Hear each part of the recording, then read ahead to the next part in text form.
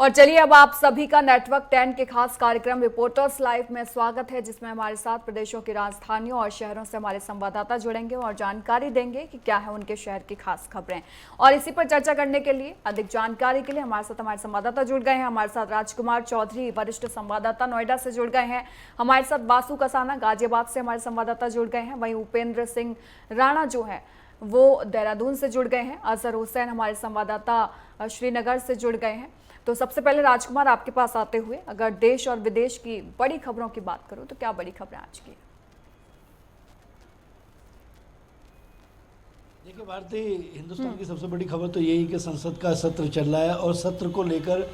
तमाम तरह के प्रस्ताव इस दौरान आने, 140 करोड़ का आवाम है, उसके सुख और दुख की जो कानून है, जो नियम है, जिसका उन पर सीधे प्रभाव पड़ता है, उसको लेकर तमाम तरह की चर्चाएं होने लगी। इस बीच जिस तरीके से उपराष्ट्रपति ने अपना इस्तीफा दिया है, उसके बाद ये भी सरगर्मी तेज हो गई कि किसको ये जिम्मेदारी सौंपी गई है। लेकिन अभी अस्थायी तौर पर हरिवंश जो उपसभापति हैं, उनको राज्यसभा की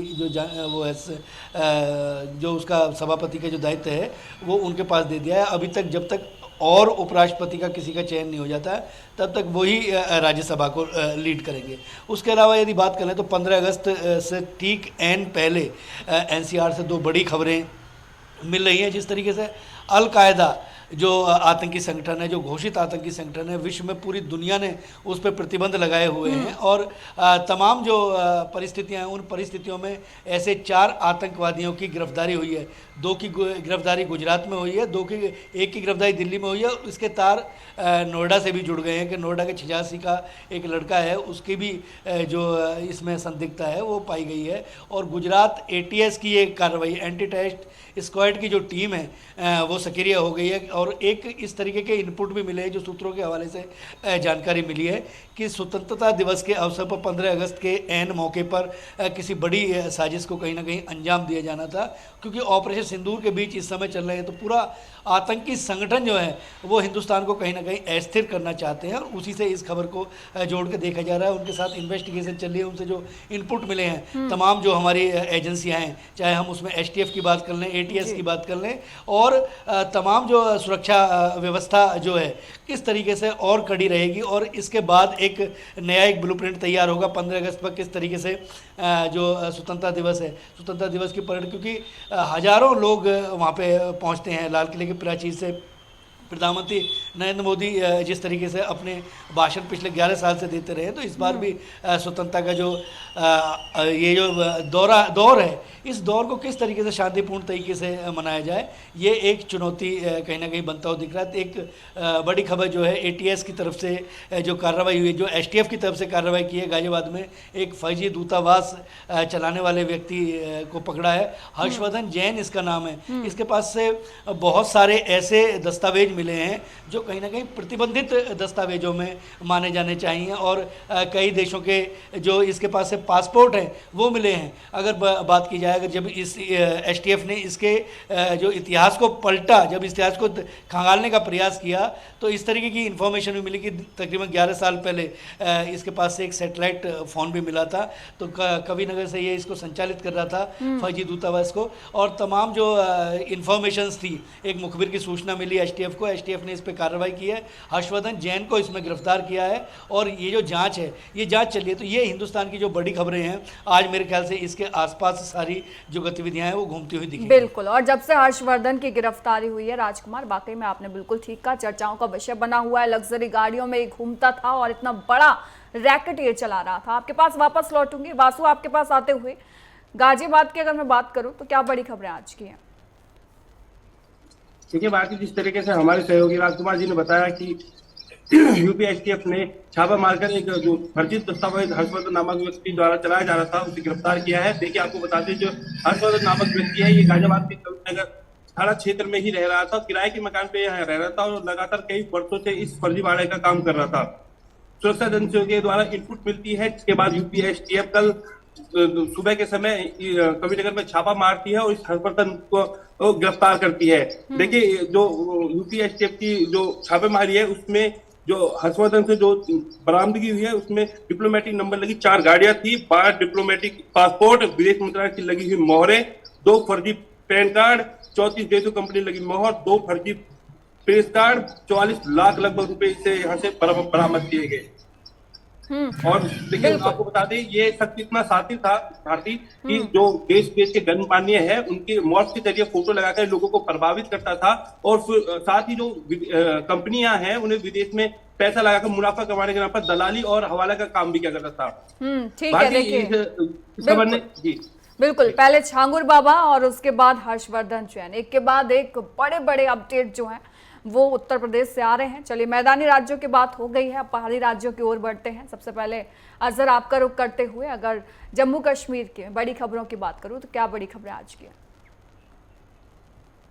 देखिए, भारतीय जम्मू कश्मीर के अहम खबरों की ओर बात करें, सबसे पहले कश्मीरी पंडितों के लिए एक राहत की यहाँ पे सांस देखने को मिली। ये जो कश्मीरी पंडित है, अर्ली 90s में जब यहाँ पे हालात खराब हुए, जब यहाँ पे मिलिटेंसी स्टार्ट होगी, तो मिलिटेंसी के दौरान तकरीबन लाखों के करीब जो कश्मीरी पंडित है वो जम्मू कश्मीर से पलायन करके जो मुल्क के बाकी स्टेट्स में वो रहने लगे, और तब से लेके लगातार जो है उनके रिहेबिलिटेशन के लिए या उनकी कर वापसी के लिए काफ़ी सारे प्रोग्राम्स चलाए जा रहे हैं। चाहे कोई भी गवर्नमेंट, सेंटर की गवर्नमेंट कांग्रेस के थ्रू या बीजेपी के थ्रू सारे प्रोग्राम्स चलाए जा रहे हैं। लेकिन आज एक बड़ी खबर देखने को मिली, वो इस प्रकार से कि कश्मीरी पंडितों की एक बिल जो 2022 में कांग्रेस के एमपी विवेक टांगा के जरिए वो पेश की गई थी, जिसमें जो है एक्ट 17 और सब क्लास 03 के मुतालिक वो पेश किया गया था, जिसमें कश्मीरी पंडित्स की रिहेबिलिटेशन का एक प्रोग्राम बनाया गया था। वो बिल पेश की गई थी। आज जो है president of India Draupadi Murmu के थ्रू उसकी मंजूरी दी गई, और आने वाले जो राज्यसभा के सेशन में इस पे बातचीत होगी, इस पे डिस्कशन होगा, और तकरीबन लाखों जो कश्मीरी पंडित हैं उनके लिए एक राहत की सांस यहाँ पे देखने को मिली। कहीं ना कहीं उनके प्रॉपर्टीज या उनकी घर वापसी के लिए इसमें तमाम तर जो पॉइंट्स है वो रखे जाएंगे, और आशंका लगाई जा रही है इस बिल के बाद में जो पलायन किए हुए जितने भी कश्मीरी पंडित हैं वो घर वापसी करेंगे। दूसरी खबर की अगर हम बात करें, कांग्रेस लगातार जो जम्मू कश्मीर में स्टेटहुड के हवाले से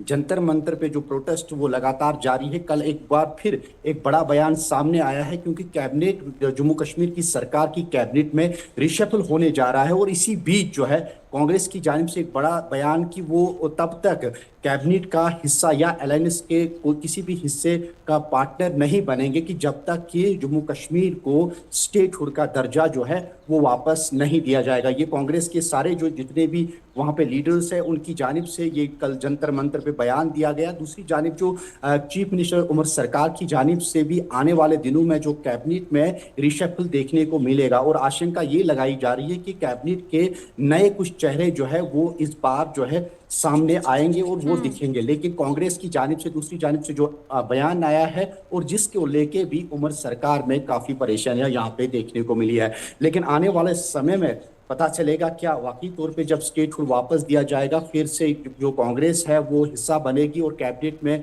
वो अपना जो है हिस्सा जो है वापस लेगी। तीसरी और अहम खबर की अगर हम बात करें, मौसम लगातार चूंकि बारिशों का सिलसिला लगातार जारी है, और इसी बीच जो है जम्मू क्षेत्र में काफ़ी सारे इलाकों में जो है बारिशें लगातार जारी है, और जिसकी वजह से काफ़ी सारे जो है जानें भी चली गई है। कुछ एक जो खाना बदोश है उनके ऊपर लैंडस्लाइडिंग की वजह से उनकी जानें चली गई। लेकिन कल एक बड़ा ऑपरेशन देखने को मिला, सेना के थ्रू, चॉपर के थ्रू एक बच्चे को जो नदी थी जिसमें जलभराव बड़ा हुआ था वहां से उसको रेस्क्यू किया गया। और इस खबर को लेके और इस वीडियो को लेके काफ़ी सारे जो जम्मू कश्मीर के लोग हैं उन्होंने सेना का यहाँ पे शुक्रिया भी अदा किया। और इस हवाले से मौसम विभाग का मानना है कि आज शाम से लगातार जो है मौसम में बेहतरी देखने को मिलेगी, लेकिन उसके बाद में 28, 29 और 30 में फिर से जो है तेज हवाओं और तेज बारिशों का सिलसिला लगातार जारी रहेगा। लेकिन फिलहाल जो है किसानों के लिए एक एडवाइजरी है, वो 25, 26 और 27 तक जो है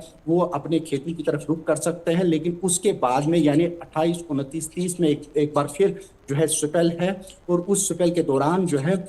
ये एडवाइजरी जारी की गई है। जिस तरीके से लगातार 3 दिन तक जम्मू क्षेत्र के राजौरी, पुंछ और बाकी जितने भी इलाके हैं वहां पे लैंडस्लाइडिंग हुई थी, तो प्रशासन की ओर से जो छुट्टी की घोषणा की गई थी वो लगातार आज दिन भी जारी है। अगर हम चौथी खबर की अगर हम बात करें अमरनाथ यात्रा के हवाले से, अमरनाथ यात्रा हालांकि रवां दवा है, 20वें दिन भी जो है रवां दवा है। तकरीबन अभी तक जो है 4 लाख 82,000 जो श्रद्धालु हैं उन्होंने बाबा बर्फानी के दर्शन करके वो फैज़याब हुए हैं। कहीं ना कहीं ये जो यात्रा है 9 अगस्त तक ये संपूर्ण होगी और इस यात्रा में जो है श्राइन बोर्ड की तरफ जो आंकड़े जमा हुए हैं वो रिकॉर्ड तोड़ इस बार यात्रा जो है उसमें श्रद्धालु जो है वो पार्टिसिपेट कर रहे हैं। अगर एक और खबर की अगर हम बात करें, लगातार जम्मू कश्मीर के जो जीएमसीज है, चाहे जम्मू क्षेत्र में डोडा, राजौरी या जम्मू, पर्टिकुलरली जम्मू में जो हंगामा देखने को मिला, डॉक्टर्स और जो पेशेंट्स के बीच में जो आपस टकराव देखने को मिला। कल एक बार फिर जो एक वीडियो वायरल हुआ जिसमें श्रीनगर के एसएमएचएस हॉस्पिटल में एक बार फिर जो है पेशेंट्स के द्वारा एक डॉक्टर्स को थप्पड़ मारकर उसके बाद में एक हंगामा खड़ा हुआ और उस हंगामे के बीच में जो पेशेंट्स है वो काफ़ी सफ़र हुए। हालांकि उसके बाद में पुलिस ने तुरंत उस पर एक्शन किया और उस व्यक्ति को भी जो है उसके खिलाफ ही मुकदमा दर्ज किया गया, लेकिन उसके बाद में जो है प्रोटेस्ट लगातार जारी है। डॉक्टर्स के मुताबिक ये आए रोज का मसला है और इस हवाले से और इस गुत्थम गुत्थी की वजह से काफी सारे पेशेंट्स जो लोग हैं वो काफी परेशान नजर आ रहे हैं। काफी सारे वीडियो जो है वो वायरल हुए थे। बाकी ये कुछ खबरें थी जो अहम आज दिन में रहने वाली है। बिल्कुल, और अब रुक कर लेते हैं उपेंद्र आप का। हमारे साथ राघवेंद्र प्रताप सिंह हमारे उत्तर प्रदेश के ब्यूरो चीफ भी जुड़ गए हैं, लेकिन उससे पहले क्योंकि देखिए चुनावों पर बात तो हुई थी, पंचायत चुनाव के पहले चरण के मतदान जो है वो लगातार जारी है। उपेंद्र, इसके अलावा और क्या कुछ अपडेट आपके पास है?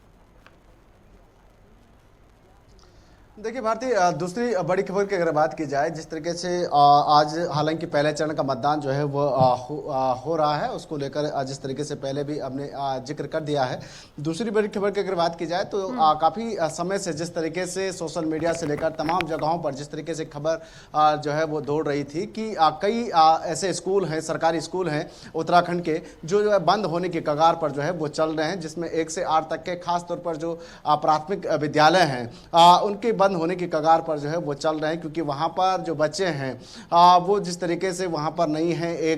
कई स्कूल ऐसे हैं जहाँ पर जो है 1 से 10 तक ही बच्चे जो है वो है, तो साथ ही साथ कई स्कूल ऐसे हैं जहाँ पर 2 बच्चे जो है वो पढ़ाई कर रहे हैं। तो कई सारे ऐसे स्कूल जो है वो सामने आए थे। तो ऐसे में कई सारे सवाल और कई सारे जिस तरीके से सोशल मीडिया पर खबरें चल रही थी कि स्कूलों जो है वो बंद हो रहे हैं, लेकिन इसको लेकर कल देर रात जिस तरीके से शिक्षा मंत्री धन सिंह रावत का जो है वो बयान आया है, उन्होंने कहा कि किसी भी स्कूल को जो है वो बंद नहीं किया जा रहा है, चाहे उसमें 2 बच्चे ही क्यों ना शामिल हो, लेकिन ये जरूर है कि स्कूलों में थोड़ा सा बदलाव जो है वो जरूर किया जा रहा है। इसमें उन्होंने कहा कि प्रदेश में 500 से ज़्यादा क्लस्टर स्कूल जो है वो खोले जा रहे हैं, उसके साथ ही 200 से ज़्यादा जिस तरीके से पीएमश्री जो है वो स्कूल जो है वो बनाए जा रहे हैं, ताकि वहाँ पर जो बच्चे जो पढ़ेंगे उनको तमाम सारी सुविधाएं जो है वो मिल सकते हैं। जिस तरीके से क्लस्टर स्कूल की उन्होंने बात की तो उनके लिए जिस तरीके से आवासीय भवन का निर्माण वहां पर किया जाएगा, ताकि बच्चे जो है वो वहां पर रह सकते हैं। साथ ही उनके खाने पीने से लेकर तमाम शिक्षा की तमाम जो व्यवस्थाएं होती है उन व्यवस्थाओं को जो है उनको दिए जाएंगे। लेकिन किसी भी प्रकार से जो सरकारी स्कूल हैं उनको बंद नहीं किया जा रहा है, लेकिन ये जरूर है कि शिक्षा में बदलाव की जो व्यवस्था है उसमें बदलाव जो है वो किया जा रहा है। कई स्कूलों में बदलाव जिस तरीके से किया जा रहा है, खासतौर पर जो सीमांत जनपदों के स्कूल हैं जहां पर जो है अभी तक बच्चे जो है हालांकि बड़े कम हैं, लेकिन कई जगहों पर ऐसा देखने को मिला है कि बच्चे तो बहुत ज़्यादा है, काफ़ी संख्या में जिस तरीके से बच्चे आते हैं, लेकिन उनको उस तरीके की सुविधाएं जो है वो नहीं मिल पा रही है। तो उन स्कूलों को जो है डेवलप जो है वो किया जा रहा है, क्लस्टर स्कूल खोले जा रहे हैं, पीएमसी स्कूल में जो है उनको जो है वो बदलाव किया जा रहा है। अब देखना ये होगा कि आखिर कब तक जो है ये स्कूल बनते हैं, किस तरीके से इनमें बदलाव जो है वो देखने को मिलते हैं और स्कूलों में पुरानी की तरह रौनक जो है वो लौट आती है। बच्चे क्या जिस तरीके से जो जिस तरीके से प्राइवेट में जिस तरीके से बच्चे पढ़ रहे हैं, काफ़ी संख्या में सबसे ज़्यादा जोर जिस तरीके से प्राइवेट स्कूलों में रहा है, ऐसे में अभिभावकों का क्या अब जो है सरकारी स्कूलों की तरफ जो है वो रुझान बढ़ता हुआ दिखाई देगा, ये तो आने वाला वक्त बताएगा। लेकिन फिलहाल जिस तरीके से सरकार की मंशा नहीं है कि सरकारी स्कूलों को जो है वो बंद किया जाए, और हालांकि उसमें जो है वो बदलाव करने की जरूर मंशा जो है वो सरकार ने साफ दिखा दी है। दूसरी बड़ी खबर की अगर बात की जाए तो जिस तरीके से सोशल मीडिया पर एक वीडियो जो है वो वायरल हो रही है, जिसमें कांग्रेस के प्रदेश अध्यक्ष करण मेहरा का एक वीडियो वायरल हो रहा है, जिसमें वह मुख्यमंत्री पुष्कर सिंह धामी का तारीफ करते हुए एक वीडियो जो है वो सोशल मीडिया पर देखते हुए नजर आ रहे हैं। उसको लेकर कांग्रेस ने जिस तरीके से कल आपत्ति भी जताई, उन्होंने कहा कि जो वीडियो है उसको एडिट जो है वो किया गया है और एडिट करने के बाद जो है उसको सोशल मीडिया पर जो है भाजपा की IT सेल के द्वारा जो है वो डाला गया है और एक दुष्प्रचार जो है कांग्रेस के प्रदेश अध्यक्ष का जो है वो किया जा रहा है। इसमें किसी भी तरह से जो है वो मुख्यमंत्री पुष्कर सिंह धामी की जो है वो तारीफ जो है वो नहीं कर रहे हैं, लेकिन इसको जो है एडिट करते हुए उस वीडियो को जो है वो प्रसारित किया जा रहा है। उसको लेकर कल जिस तरीके से देर शाम जो है कांग्रेस के नेताओं के द्वारा, कार्यकर्ताओं के द्वारा जिस तरीके से कोतवाली शहर में मुकदमा भी दर्ज कराया गया है, उनका ये कहना है कि जल्द से जल्द जो है इस पर कार्रवाई जो है वो होनी चाहिए। जिस तरीके से भ्रामक प्रचार प्रसार जो है वो किया जा रहा है और भाजपा के IT सेल पर जिस तरीके से उन्होंने आरोप भी लगाया है, इस तरीके का दुष्प्रचार जो है वो हर एक चुनाव के दौरान जो है वो करते हुए नजर आते हैं। तो ऐसे में इस चुनाव में जो पंचायती चुनाव है उससे पहले इस तरीके का दुष्प्रचार जो है भाजपा की ओर से जो है किया जा रहा है। तीसरी बड़ी खबर की अगर बात की जाए तो पंचायत चुनाव जिस तरीके से जो चल रहे हैं, ऐसे में भाजपा और कांग्रेस के पूरी तैयारी में जो है वो जुटी हुई है और दोनों ही दलों की ओर से जिस तरीके से अपने समर्थित प्रत्याशी जो है वो चुनाव मैदान में उतारे गए हैं जिला पंचायत सदस्य के लिए, उसको लेकर पूरी तैयारी जो है वो की गई है। भाजपा एक तरफ जिस तरीके से दावा कर रही है कि विपक्ष जो है वो जमीन पर कहीं पर दिखाई नहीं दे रही है, हर जगह पर जो है भाजपा के समर्थित प्रत्याशी जो है वो उठे हुए हैं और ऐसे में इस बार जिस तरीके से जो लोकसभा और विधानसभा में जिस तरीके का प्यार उत्तराखंड की जनता ने भाजपा को दिया था, ऐसे में पंचायत चुनाव में भी उत्तराखंड की जनता जो है भाजपा को जो है वो देगी और ऐसे में भाजपा के जो समर्थित प्रत्याशी हैं उन पर जो है अपना प्यार जो है वो देते हुए दिखाई दे रही हैं और सबसे ज्यादा इस बार जो है वो सीट भाजपा जो है पंचायत चुनाव में जीत रही है। इस तरीके के दावा जो है वो भाजपा की ओर से जो है अब जनता कितना प्यार देती है उपेंद्र, ये तो देखने वाली बात होगी, लेकिन अभी फिलहाल जो है कांग्रेस भी अलर्ट मोड में नजर आ रही है। और रही बात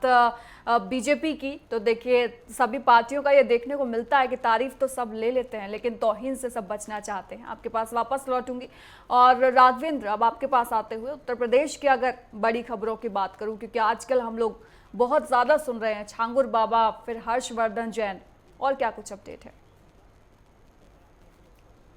बिल्कुल भारतीय, उत्तर प्रदेश की खास खबरों की बात करें तो पहले तो ये कहेंगे कि 2 दिवसीय दौरे पे CM योगी आदित्यनाथ गोरखपुर में हैं। आज उनका दूसरा दिन का दौरा है। मुख्यमंत्री योगी आदित्यनाथ ने आज जनता दर्शन लगाया था गोरखनाथ मंदिर में, जहां पे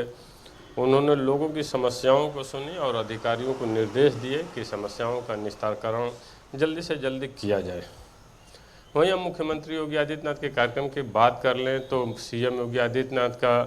2 कार्यक्रम और प्रस्तावित है गोरखपुर में।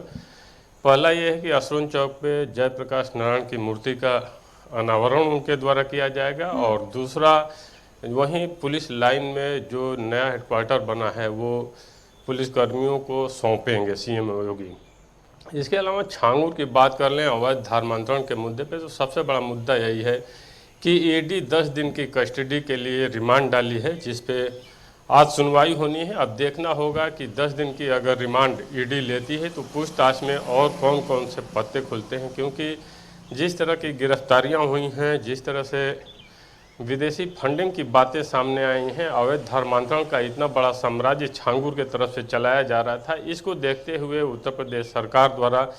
लगातार STF की तरफ से, ED की तरफ से, इनकम टैक्स की तरफ से जिस तरह की कार्रवाई की जा रही है, देखना होगा कि इसके तार उत्तर प्रदेश के विभिन्न जनपदों में कहां कहां से जुड़े हैं। इसके अलावा अन्य राज्यों में इस छांगुर गिरोह के तार कहां कहां जुड़े हैं, क्योंकि जिस तरह से गल्फ कंट्री की एंट्री इसमें दिखाई दी है, जिस तरह से विदेशी फंडिंग की बातें सामने आई हैं भारतीय, उसको देखकर लगता है कि वर्षों से चल रहा है ये छांगुर का जो एम्पायर है, जो साम्राज्य है, कहीं ना कहीं हिंदू बच्चियों को, हिंदू बच्चों को धर्मांतरण कराकर जिस तरह से आतंकवादी घटनाओं में भी लिप्त करने के बाद, या फिर ये देखना होगा कि जिन महिलाओं को, जिन बच्चियों का धर्मांतरण कराया गया उनको विदेश तो नहीं भेजा गया है, क्योंकि जिस तरह की बातें लगातार सामने आ रही हैं उसे देखकर ये कहा जा सकता है कि ये मामला सिर्फ धर्मांतरण का नहीं है, धर्मांतरण से आगे की भी चीज़ें देखने को मिल सकती हैं। वहीं हम मैनपुरी की बात कर लें तो मैनपुरी में आवासीय विद्यालय में जिस तरह से बच्चों को फूड पॉइजनिंग की बातें सामने आ गई और 28 बच्चे बीमार हो गए हैं जो जिनको CSC PHC पे वहाँ पे एडमिट कराया गया है। ये उत्तर प्रदेश के लिए एक बहुत बड़ी खबर है कि इतने बच्चे अचानक खाना खाने के बाद से फूड पॉइजनिंग के शिकार हो गए। इसके अलावा हम अगर STF की बात कर लें, जिस तरह से अवैध दूतावास संचालित करने की बातें गाजियाबाद में सामने आई, जिस तरह की गिरफ्तारियां की गई, इसके अलावा जिस तरह से अन्य धर्मांतरण के मुद्दे अन्य जनपदों में, बरेली में, मुरादाबाद में, बिजनौर में देखने को मिल रहे हैं, छांगुर के गिरोह से एक दूसरे से कनेक्ट होते जा रहे हैं। ये कहा जा सकता है कि CM योगी आदित्यनाथ की सरकार में हालांकि तमाम अवैध गतिविधियां जो संचालित हो रही थी उन पर लगाम लगाने का काम बुलडोजर के माध्यम से किया गया, STF के माध्यम से किया गया, पुलिस के माध्यम से किया गया। इन सब के बावजूद भी इतना बड़ा साम्राज्य अगर छांगुर खड़ा कर लेता है तो कहीं ना कहीं से जो तंत्र है, जो हमारा पुलिस प्रशासन है, जो महकमा है, लोकल इंटेलिजेंस है, इसका फेल्योर भी दिखाता है। तो एक तरह से कहा जा सकता है कि अब जैसे जैसे जाँच आगे बढ़ रही है, अन्य जनपदों में जिस तरह से गिरफ्तारियाँ हो रही हैं पूर्वांचल से लेकर पश्चिमी यूपी तक, अब उसमें देखना होगा कि छांगुर के गिरोह में और कौन कौन शामिल है, क्योंकि जिस तरह से एक इंस्पेक्टर को भी गाजियाबाद में छांगुर से मिली भगत करने के आरोप में सस्पेंड किया गया है। इसको देखते हुए अब ये लग रहा है कि जरूर पुलिस प्रशासन के अन्य कर्मचारी भी इसमें संलिप्त होंगे, अधिकारी संलिप्त होंगे, तभी छांगुर अपना इतना बड़ा साम्राज्य खड़ा करने में कामयाब रहा। जी भारती, बिल्कुल, देखिए तमाम बड़े अपडेट्स हैं। और राजकुमार आपके पास आते हुए देखिए, अब हम बात कर लें मानसून सत्र की, तो आज चौथा दिन है और देखिए हम लगातार देख रहे हैं जब से जगदीप धनखड़ ने इस्तीफा दिया है तब से विपक्ष जो है इसको बड़ा मुद्दा बनाने की कोशिश कर रहा था। फिर प्रधानमंत्री मोदी जो है ब्रिटेन के दौरे पर निकल गए हैं। PM मोदी से विपक्ष को जवाब चाहिए, लेकिन इस बीच प्रधानमंत्री मोदी जो है वो ब्रिटेन के दौरे पर हैं, तो ये भी एक बड़ा मुद्दा जो है वो विपक्ष बनाता हुआ नजर आएगा। क्या लगता है आपको, क्योंकि देखिए जब से मानसून सत्र शुरू हुआ है एक आधे घंटे भी कार्यवाही जो है वो ठीक से नहीं चल पाई है, जबकि हम भी जानते हैं कि कितना बड़ा खर्च जो है वो इस कार्यवाही को करने में लगता है। देखिए बात है, कल लोकसभा स्पीकर ओम बिरला की तरफ से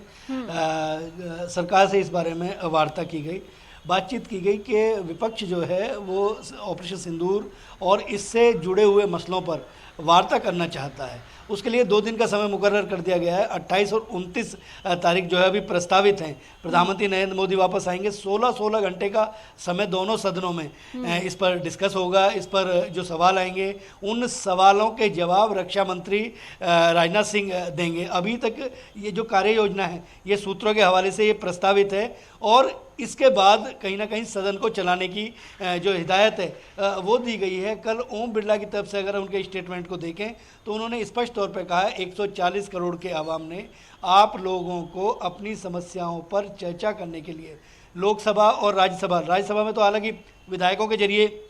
चयन होता है, लेकिन लोकसभा में जो सांसद आते हैं उनको जनता सीधे चुनकर इसलिए भेजती है कि जाकर हमारे मुद्दों पर चर्चा होगी और सदन को चलाने के लिए पूरी एक व्यवस्था बनती है, उस व्यवस्था के तहत चीज़ें चलती हैं। तो कल ओम बिरला का जो बयान है उस बयान के बाद आज किस तरीके से गतिविधियां चलेंगी, ये 11 बजे के बाद सदन कैसे चलता है, मुझे लगता है कि शायद इसका हमें इंतजार करने की आवश्यकता है। लेकिन 2 दिन का समय मुकर्रर हुआ है, 16 घंटे ऑपरेशन सिंदूर और उससे जुड़े हुए तमाम सवालों के जवाब सरकार देगी। प्रधानमंत्री नरेंद्र मोदी इन 16 घंटों के दौरान दोनों सदनों में उपस्थित रहेंगे और उसके अलावा इनका जवाब जो है वो रक्षा मंत्री की तरफ से दिया जाएगा। अगर आवश्यकता पड़ेगी तो प्रधानमंत्री नरेंद्र मोदी भी अपनी तरफ से पूरा पक्ष रखेंगे, क्योंकि विपक्ष के जो सम्मानित सांसद हैं, जो माननीय सांसद हैं, उनको ओम बिरला की तरफ से जो लोकसभा स्पीकर हैं उनकी तरफ से ये आश्वासन दिया गया है। बिल्कुल। और देखिए पहले दिन से काले झंडे जो है वो लहराए जा रहे हैं, लेकिन अब देखते हैं क्या होता है। जैसा कि राजकुमार आपने कहा है कि ओम बिरला के संदेश के बाद अगर हालात सुधरते हैं तो ये बेहतर होगा पूरे देश के लिए। आप सभी का बहुत बहुत धन्यवाद तमाम जानकारी के लिए।